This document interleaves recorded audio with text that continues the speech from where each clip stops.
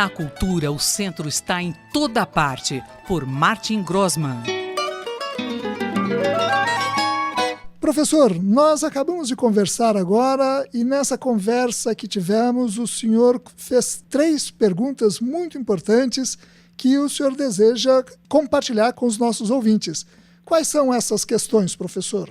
Então, Roberto e ouvintes da Rádio USP, eu achei interessante começar o ano, né, com questionamentos, né? E nada como algumas questões para que a gente também faça uma aferição dos nossos conceitos, né, dos valores, enfim, o que de fato pensar sobre cultura, né, nesse ano que se inicia. Então, as 3 perguntas seriam: o que te representa culturalmente, né? Então, como indivíduo, o que seria essa representação cultural? E também a segunda, o que nos representa culturalmente, como coletivo, como sociedade, né? A terceira é o que te impacta artisticamente, né?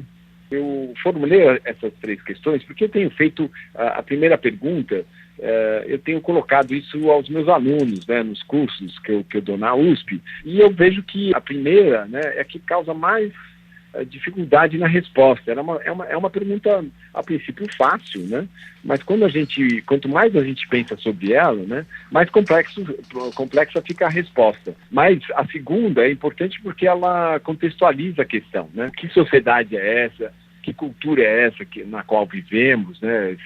Se é uma cultura só, como que ela se faz, né? Então, a segunda pergunta tem certamente a ver com uma relação que nos traz, seja para a cidade, seja para a região, seja para a nação, né? Ou mesmo pensar globalmente, né? E a terceira, ela suscita aí uma questão da experiência, da relação estética, o que impacta artisticamente a nossa vida. A arte tem um papel para isso. Então, a terceira tem essa relação ainda, talvez, aí de resgatar uma relação que a arte poderia ter na sociedade, né? Essas 3 questões levam a várias outras questões. Como é que a gente pode encaminhar uma discussão sobre cultura? Sugiro que, para prosseguirmos, né, uma equação, que a arte é um conceito restritivo e que a cultura é ampliativa, né? Ela, de certa maneira, já entra em choque, essa minha equação, com o Jean-Luc Godard, um filme de 2 minutos que se baseia totalmente filmado usando apenas uma imagem fotográfica, que é uma foto de guerra do Ron Haviv, fotógrafo norte-americano, que nasceu em 1965, mas esse filme é relacionado à Guerra dos Balcãs, né? E o filme se chama Je vu Sarajevo. E ali o Godard faz uma oposição muito marcada entre arte e cultura. Diz o seguinte: pois há uma regra e uma exceção. Cultura é a regra e a arte é a exceção. Todos falam da regra: o cigarro, o computador, camisetas, TV, turismo, a guerra. Ninguém fala da exceção. Ela não é dita, ela é escrita. Flaubert, Dostoiévski, é composta. Gershwin, Mozart. Ela é pintada, Cézanne, Vermeer, ela é filmada, Antonioni, Vigo, ou é vivida e se torna a arte de viver.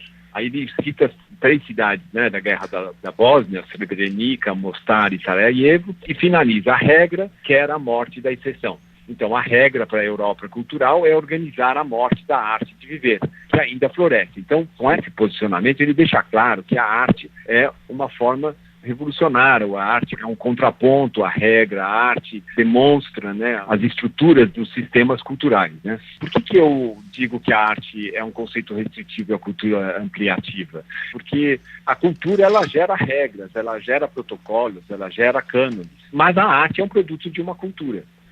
E, de certa maneira, a gente pode dizer que a arte é produto de uma cultura que é a cultura ocidental, que vem, obviamente, de uma relação de conquista colonial, né? Então, ela acaba se impondo como uma forma universal de expressão sensível no mundo que é organizado pela cultura. Então, é algo que merece nossa atenção e é assim que eu gostaria de iniciar o nosso ano. O professor Martin Grossmann conversou com Roberto Castro.